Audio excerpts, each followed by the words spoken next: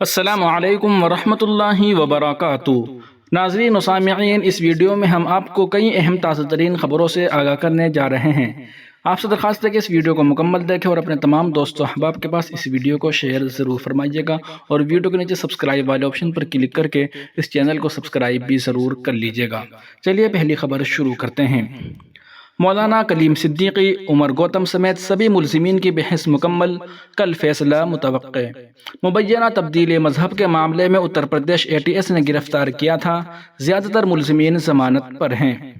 Uttar Pradesh ATS نے مبینہ تبدیل مذہب کے معاملے میں معروف عالم دین مولانا کلیم صدیقی اور عمر گوتم سمیت 17 افراد کو گرفتار کیا تھا۔ اس معاملے میں ATS کی جانب سے عدالت میں چارج شیٹ کے بعد ATS کورٹ میں مقدمے کی روزانہ سماعت ہوئی، جس میں ملزمین کے وکلاء نے بحث کی۔ اب بحث مکمل ہونے کے بعد جج وویک آنند ترپاٹھی 10 ستمبر کو فیصلہ سنا سکتے ہیں۔ اتر پردیش ATS کی ٹیم نے جبراً تبدیل مذہب کرانے کے الزام میں عمر گوتم، مولانا جہانگیر قاسمی، مولانا کلیم صدیقی سمیت دیگر افراد کے خلاف ATS کورٹ میں چارج شیٹ داخل کی تھی، جس میں ان پر روپیوں کے لالچ دے کر لوگوں کو مذہب تبدیل کرنے اور تبدیلی مذہب کے نام پر دوسرے ممالک سے کروڑوں روپے کی فنڈنگ کا الزام عائد کیا گیا تھا۔ اس معاملے میں گزشتہ کئی روز سے روزانہ عدالت میں بحث ہو رہی تھی۔ جانکاروں کا کہنا ہے کہ ATS کورٹ کے جج وویک آنند ترپاٹھی کی عدالت میں سبھی ملزمین کے وکلاء کی بحث مکمل ہو گئی ہے۔ قوی امکان ہے کہ 10 ستمبر کو اس معاملے میں فیصلہ سنایا جا سکتا ہے۔ قابل ذکر ہے کہ اتر پردیش ATS نے 20 جون 2021 کو دہلی میں واقع اسلامک دعویٰ سینٹر کے سربراہ عمر گوتم اور ان کے ساتھی مولانا جہانگیر قاسمی کو جبراً تبدیل مذہب کرانے کے الزام میں گرفتار کیا تھا۔ ان دونوں سے پوچھ گچھ کے بعد ATS نے مہاراشٹر اور گجرات سے صلاح الدین، زین الدین شیخ، رامیشور کاوڈے عرف آدم، کوثر عالم، بھوپریا بندو عرف ارسلان کو اسی معاملے میں گرفتار کیا تھا۔ اس کے بعد ATS کی ٹیم نے پھر دہلی سے بھی کچھ افراد کو گرفتار کیا تھا۔ گرفتار ملزمین سے پوچھ گچھ کی بنیاد پر پولیس نے دعویٰ کیا تھا کہ عمر گوتم اور ان کے ساتھیوں کو برطانیہ میں واقع الفلاح ٹرسٹ سے 57 کروڑ روپے کی فنڈنگ کی گئی تھی۔ دعوے کے مطابق پوچھ گچھ کے دوران ہی پولیس کو مولانا کلیم صدیقی کے بارے میں جانکاری ہوئی، جس کے بعد 22 ستمبر 2021 کو ATS نے مولانا کلیم صدیقی کو بھی گرفتار کر لیا تھا۔ ان کی گرفتاری کے بعد اس وقت کے ADG پرشانت کمار نے دعویٰ کیا تھا کہ مولانا کلیم صدیقی گلوبل پیس سینٹر اور جمعیت ولی اللہ کے نام سے تنظیم چلاتے ہیں، جہاں پر لوگوں کو پیام انسانیت کے تحت ہونے والے پروگراموں میں ڈرا دھمکا کر مذہب تبدیل کرایا جاتا ہے۔ ان کا دعویٰ تھا کہ تنظیم کے مختلف بینکوں میں کروڑوں روپے کی غیر ملکی فنڈنگ ہوتی ہے۔ پولیس کی جانب سے عدالت میں داخل کی گئی چارج شیٹ میں مولانا کلیم صدیقی پر 1000 سے زائد افراد کا مذہب تبدیل کرانے کا الزام عائد کیا گیا ہے۔ اس معاملے میں عمر گوتم کو 776 روز کے بعد ضمانت ملی تھی، جبکہ مولانا کلیم صدیقی کو 6 اپریل 2023 کو ہائی کورٹ سے ضمانت پر رہا کیا گیا تھا۔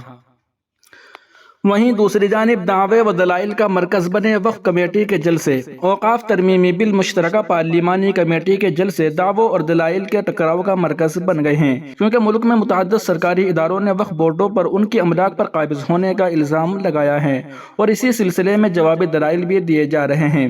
حکومت کی تشکیل کردہ کمیٹی میں اپوزیشن مخالف ارکان کا دعویٰ ہے کہ درحقیقت ایک بڑی تعداد میں اوقاف املاک ہندوستانی محکمہ آثار قدیمہ سمیت سرکاری اداروں کے زیر قبضہ املاک ہے۔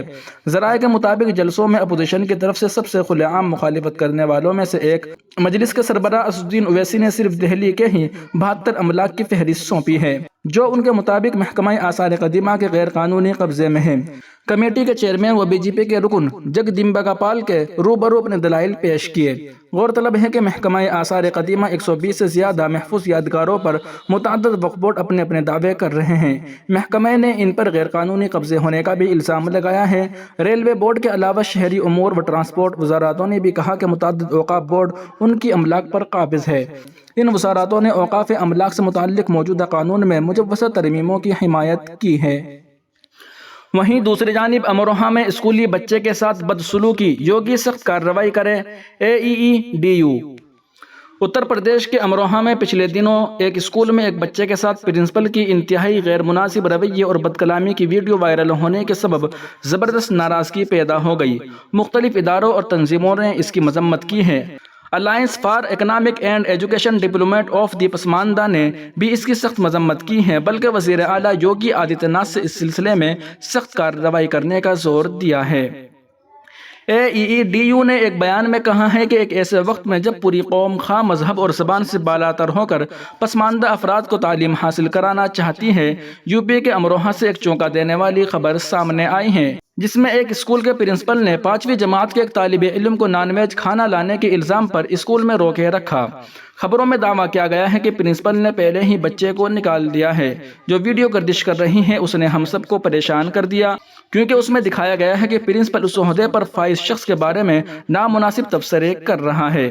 ہمارے ذہنوں میں یہ مساوات کی بنیادی اصول کی خلاف ورزی کرتا ہے، لہٰذا ہم آپ سے درخواست کرتے ہیں کہ براہ کرم معاملے کی تحقیقات کرائے اور قانون کے مطابق مناسب اصلاحی کارروائی کرے۔ ڈاکٹر کے رحمان خان، سابق مرکزی وزیر برائے اقلیتی امور، پیٹرن AEEDU۔